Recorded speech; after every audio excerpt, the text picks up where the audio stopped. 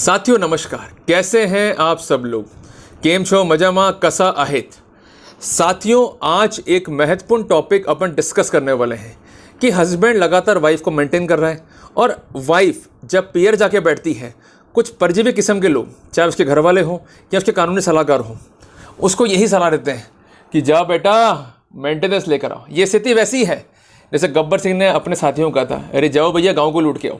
हुआ क्या कि वहाँ जय वीरू बैठे थे, कुछ नहीं उखाड़ पाए। यहाँ भी कुछ लोग ऐसे ही बैठे हैं मैंसरेट वाले, कुछ नहीं उखाड़ पाओगे, जाओ जितने तुम प्रयास कर लो। ऐसा है कि इस संसार में सबसे बड़ी चीज़ है कस्टम ही जिसको हम फॉलो करते आ रहे हैं। तो इन महिलाओं ने दूसरी महिलाओं को देखा, अच्छा ये गोबत्ता ले रही है तो अब मुझको भी मिल जाएगा, मैं भी गोबत्ता लेकर रहूँगी। तो अल्टीमेटली इन्होंने गोबत्ता जो है लेना शुरू करा। बाद में इनको थोड़ा शर्म आना शुरू हुई, तो कुछ महिलाएं जो है पढ़ लिख गई, कुछ महिलाएं आत्मनिर्भर बन गई। फिर इन्होंने नारा लगाया वुमेन एम्पावरमेंट का, फिर नारा लगाया इन्होंने मी टू का।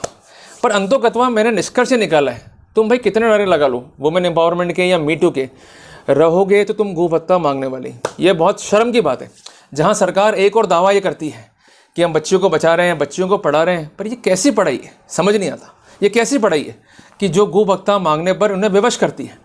मैंने कई बार शादी के माहौल में देखा कि लड़कियों की शादी हम तो अभी नहीं करेंगे भैया। कब करोगे जी?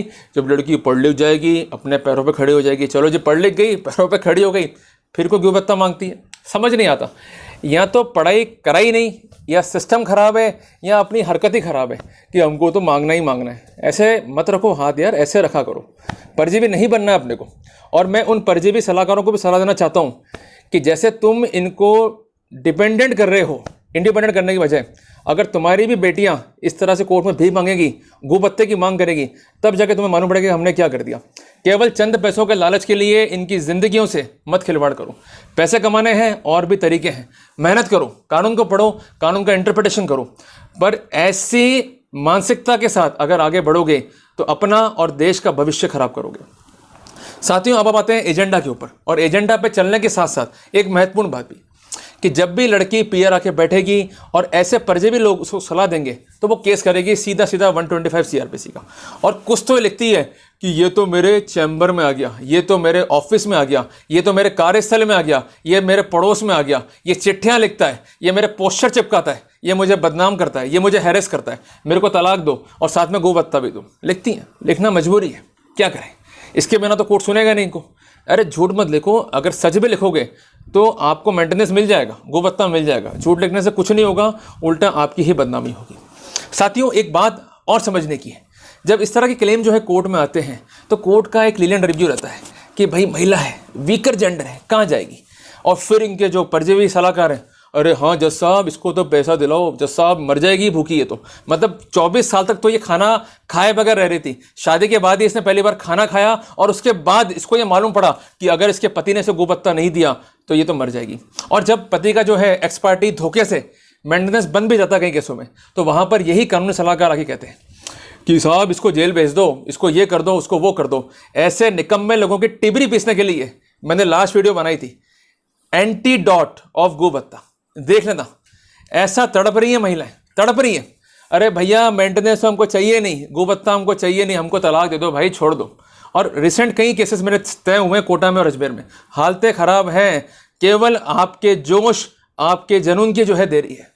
केवल अगर आप डिटरमिन्ड हो गए, आपने ये तय कर लिया कि हमें ठुकाई करनी है, तो फिर कोई ट्रबल नहीं है। पर ठुकाई से मतलब ये नहीं कि तुम लड़ने पहुंच जाओ फिजिकली, हमें लड़ना है लीगली। लीगली इनको सही करना है, लीगली इनको सही कर दिया तो फिर हमें कोई तकलीफ नहीं है। एक केस में क्या हुआ, हस्बैंड ने सही कर ही दिया ना अपनी वाइफ को, और वाइफ ने क्या किया भाई, एक केस फाइल कर दिया कि मुझे गोभत्ता दिलाया जाए, जिसको ये मेंटेनेंस कहती है। कितना, 1000, 3000, 2000, क्या क्या मांगा, मेरे स्वयं के लिए। अच्छी बात है जी, लो जी आपका अधिकार है जी। दूसरा क्या है, मेडिकल एक्सपेंसेस। अरे भैया जरूरत थी तुम्हारे पति को, तुम खुद क्यों ले रही हो। तीसरा है कपड़ों के लिए, अरे तुमने कपड़े फाड़ दिए ससुराल के, उनकी इज्जत के, और कपड़े तुमको पहनने, बहुत बढ़िया। 6000 पर मंथ का जो है मेंटेनेंस गोभत्ता मांगा, और अल्टीमेटली कहा कि इस पति की प्रॉपर्टी पर चार्ज क्रिएट कर दो, मतलब इसकी पति की प्रॉपर्टी को बेचकर या कैसे भी करके मेरी झोलियां भर दो। बहुत बढ़िया, शाबाश, तालियां। लो क्या हुआ, कुछ नहीं हुआ ना। फिर उसमें हस्बैंड ने जो है जवाब पेश कर दिया, क्योंकि लड़की ने जो है फैक्ट कंसील किए थे। उसने क्या फैक्ट बताया कोर्ट को कि मुझे बहुत परेशान कर दिया, मुझे बहुत दुखी रखा इन लोगों ने, मुझे खाने को नहीं दिया, मेरा तो वेट बहुत कम हो गया, मैं तो बहुत दुखी हो गई साहब, बहुत दुखी हो गई मैं। कोर्ट ने उसकी बात समझ के 2 इशू फ्रेम कर दिए। क्या हस्बैंड ने वाइफ को नेगलेक्ट किया, और दूसरी बात थी अगर नेगलेक्शन था तो मेंटेनेंस के को देते समय या मेंटेनेंस के कॉन्सिक्वेंस में क्या उसकी प्रॉपर्टी पर कोई चार्ज क्रिएट कर सकते हैं या नहीं कर सकते। साथियों एक बात समझनी होगी, वाइफ के झूठ पर हस्बैंड का प्रहार किया था। सबसे पहले उसने वो एविडेंसेस पेश करी जो अनकॉन्ट्रोवर्टेड थी। मैं अपनी वाइफ को घुमाने ले जा रहा हूँ, मैं अपनी वाइफ पर सारे खर्चे कर रहा हूँ, उसको मैंने लव एंड अफेक्शन से रखा, उसका मैंने बर्थडे मनाया, उसको मैंने हर तरीके से अच्छा रखा, उस पर तमाम मैंने खर्चे करे जो अक्सर आप लोग करते हो, पर आप लोगों को गाइड करते ही नहीं है। भाई तुम लोग जो खर्चे वो कर रहे हो ना, वो भी मेंटेनेंस है। इस लॉ में जो है हेल्ड एंड हुआ है कि जो खर्चे हस्बैंड ने करे वाइफ को सुखी रखने के लिए, उसके प्रॉपर ईजमेंट के लिए, उसकी प्रॉपर हॉस्पिटलिटी के लिए, वो सारे जो है पार्ट थे मेंटेनेंस के। इसका मतलब ये स्पष्ट था कि हस्बैंड ने अपनी ड्यूटीज़ को कहीं भी नेगलेक्ट नहीं करा, हस्बैंड ने अपनी ड्यूटीज़ को कहीं भी अवॉइड नहीं करा।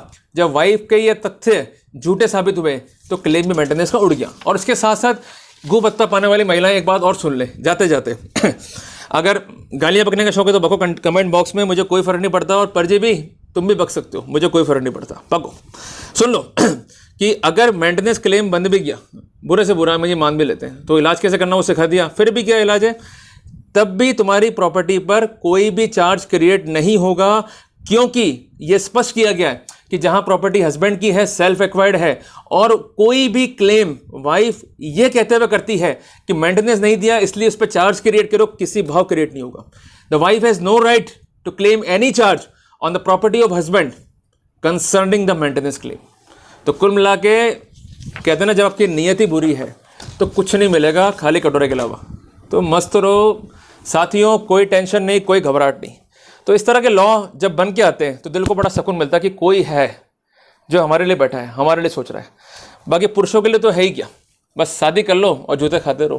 तो ऐसे लॉ बनेंगे तो हम सुखी भी रहेंगे, और ऐसी गू पत्ता पाने वाली महिलाएं और इनके परजीवी सदस्य जो ये सोचते हैं कि हमें एक्सटॉर्ट करेंगे या हमें ब्लैकमेल करके मजे करेंगे, उनकी मानसिकता पर भी एक प्रहार है। तो डरने का नहीं है साथियों, लड़ने का है, पर जोश से नहीं, होश से, यहाँ से नहीं यहाँ से, तभी इनको जो है ठीक कर पाओगे। वीडियो अच्छा लगा तो लाइक और शेयर ठोक देना इसके ऊपर। मिलते हैं एक नए टॉपिक के साथ, तब तक के लिए जय हिंद, जय भारत।